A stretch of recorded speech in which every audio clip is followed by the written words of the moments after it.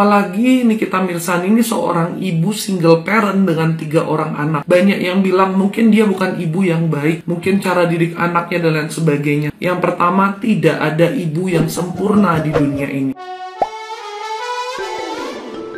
Hola netizen yang tercinta, kuasa hukum Nikita Mirzani, Fahmi Bahmid, disinggung soal sudah adakah pengakuan dan penyesalan dari Laura Mezani atau belum. Mendapatkan pertanyaan tersebut dari awak media, Fahmi langsung memberikan jawaban tegas. Tidak mau memberikan jawaban, Fahmi malah berencana akan menanyakan hal tersebut pada Laura Mezani jika nantinya kembali bertemu. Fahmi kembali dicecar soal penyesalan dari Laura Mezani. Tegas pihaknya menolak memberikan jawaban terkait hal itu. Pasalnya, Fahmi menilai pertanyaan tersebut tidak pantas ditanyakan kepada Laura Mezani yang kini tengah berada di rumah aman. Fahmi mencontohkan saat bertemu Laura Mezani, dirinya hanya bertanya perihal kondisi kesehatan. Ia menyinggung soal kemungkinan masih ada trauma dalam diri sang anak sulung Nikita Mirzani itu. Fahmi mengungkapkan Laura Mezani sudah berkomunikasi dengan ibunya Nikita Mirzani. Setelah sebelumnya Nikita Mirzani sempat berseteru dengan sang putri hingga berakhir menjemput paksa. Namun terkait kemungkinan Nikita Mirzani sudah menjenguk Laura Mezani, Fahmi belum dapat memastikan. Fahmi menegaskan hubungan Laura Mezani dan Nikita Mirzani pasti akan baik-baik saja nantinya, sehingga tidak perlu lagi diungkit soal perseteruan keduanya beberapa tahun lalu. Dengan tegas, Fahmi menyebut Nikita Mirzani pasti akan melindungi anaknya dan tidak pernah menyakiti anaknya sendiri.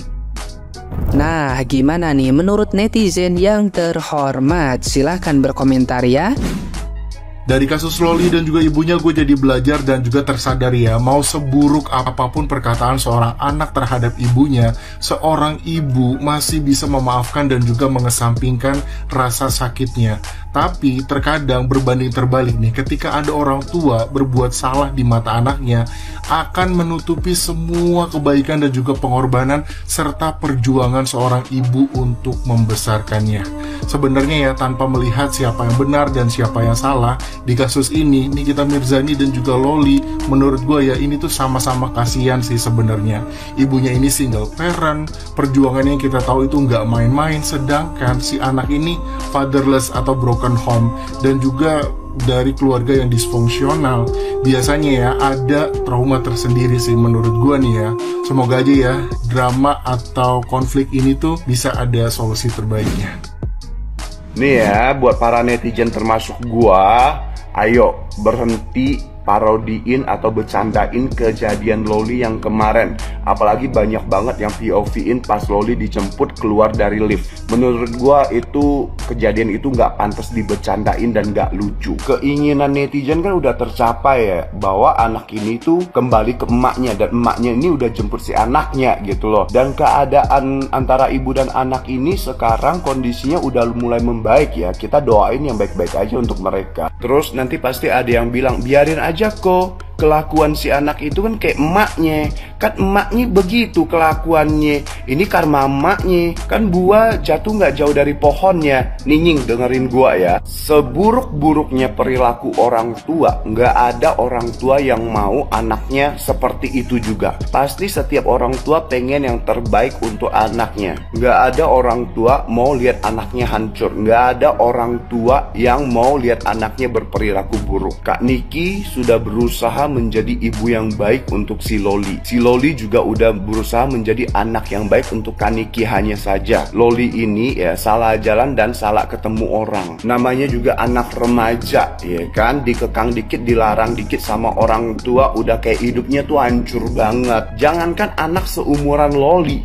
anak umur 5 tahun sekarang aja dilarang dikit sama orang tuanya udah bisa ngejawab, ini nggak boleh, itu nggak boleh. Terus tantrum, teriak-teriak nggak jelas, nangis, ngambekan. Bener apa enggak? Nih satu lagi pesan gua buat semua anak muda yang masih punya orang tua ya. Seberantem-berantemnya kalian sama orang tua kalian, jangan pernah kalian caci maki orang tua kalian, sumpahin orang tua kalian, apalagi sampai main tangan ke orang tua kalian. Kalau kalian melakukan itu ya, kalian bakalan menyesal seumur hidup kalian. Jangan nanti ya orang tua kita udah meninggal, kita baru nangis-nangis di samping jenazahnya, nangis-nangis di kuburannya, udah telat sayang. Kalian bakalan dihantui sama penyesalan itu seumur hidup kalian. Percaya sama gue. Nikita Mirzani itu salah kalau dia tidak nolong anaknya Loli saat ini. Kalau dia nggak panggil anak itu pulang, kalau dia nggak jemput paksa, menurut saya itu salah banget. Karena bagaimanapun juga anak itu masih dalam tanggung jawabnya dia. Dan dia adalah seorang ibu, tindakan yang dia lakukan itu sebenarnya sudah sangat tepat. Walaupun banyak juga yang nggak setuju, dibilangnya anaknya dipaksa, nanti akan trauma dan lain sebagainya. Tapi anak ini mau dijaga kesehatan mentalnya, malah menggila di luar. Membiarkan dia menggila di luar, hidupnya berantakan, tentunya itu akan jatuhnya jauh lebih buruk ya. Banyak juga yang bilang harusnya bisa pakai cara yang lebih baik. Kita nggak pernah tahu di belakang layar, anak ini sudah dibukakan pintu kesempatan berapa kali untuk kembali. Sebenarnya yang mamahnya mau itu kan simple ya, supaya dia kembali jadi anak yang baik, melanjutkan sekolahnya, hidup yang baik dan benar lah ya. Saya rasa itu semua orang tua mau seperti itu. Saya aja dulu dari gadis, mama saya selalu pesen cari suami yang seperti apa, supaya hidup anaknya nggak susah, supaya hidup anak yang udah dirawat dari kecil nih tetap baik. Apalagi Nikita Mirzani ini seorang ibu single parent dengan 3 orang anak. Banyak yang bilang mungkin dia bukan ibu yang baik, mungkin cara didik anaknya dan lain sebagainya. Yang pertama, tidak ada ibu yang sempurna di dunia ini. Pasti ada plus minusnya dalam mendidik, tapi kita tidak bisa menyampingkan bahwa dia sangat berusaha keras untuk anak-anaknya. 3 anaknya ini hidup cukup baik loh. Dan anak perempuannya ini bisa sekolah sampai ke UK. Dia bisa ambil ekstrakurikuler, panahan, sampai ikut-ikut kejuaraan. Yang mana itu nggak murah. Anak itu menguasai 3 bahasa, yang pasti juga karena orang tuanya ngelesin. Bisa main piano, yang mana itu juga nggak murah. Bener, kita harus besarin anak dengan kasih sayang. Tapi untuk punya anak-anak yang unggul, kita juga harus mengeluarkan materi. Dan Nikita ini berusaha banget untuk memenuhi materi itu. Ada yang bilang buah jatuh nggak jauh dari pohonnya.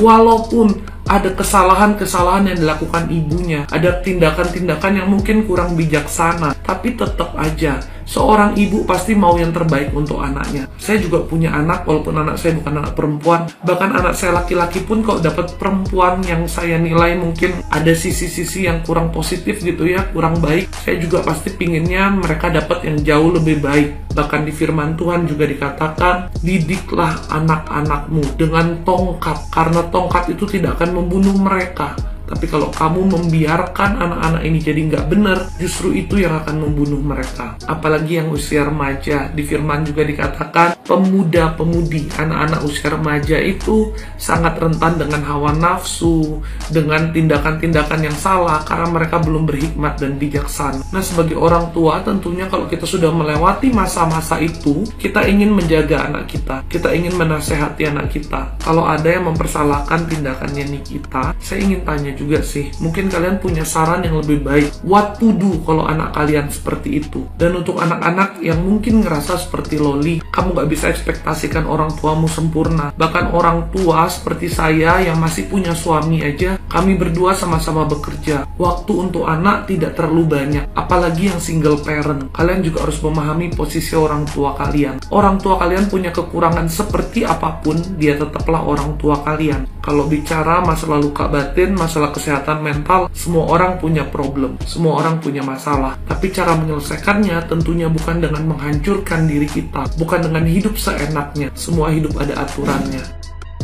Jadi gini guys, setiap orang itu kan memiliki rezeki sendiri-sendiri ya. Kalau misalnya Loli memilih untuk tidak buka kafe lagi dan memilih untuk menyanyi lagi, ya itu kan haknya dia gitu loh ya. Jadi saran Kak Inem Jogja nih buat kalian-kalian yang suka menghakimi, kalian itu kan bukan siapa-siapa, kalian kan orang luar ya. Kita ini Mbak Inem nih juga sebenarnya nggak pantas nih memberikan pendapat tentang Loli ya. Karena memang bukan kapasitas Kak Inem Jogja ini hanya orang luar yang nggak pernah ngerti seluk-beluk permasalahan kehidupan Loli itu. Jadi biarin aja Loli itu mau nyanyi, Loli mau buka kafe, resto itu terserah mereka. Yang penting kalian hal-hal yang positif didukung aja. Tapi kalau hal-hal yang sekiranya nggak positif, ya jangan didukung. Yang penting si Loli ini tetap berbakti kepada orang tuanya gitu. Itu kan Loli kan? Iya, Loli.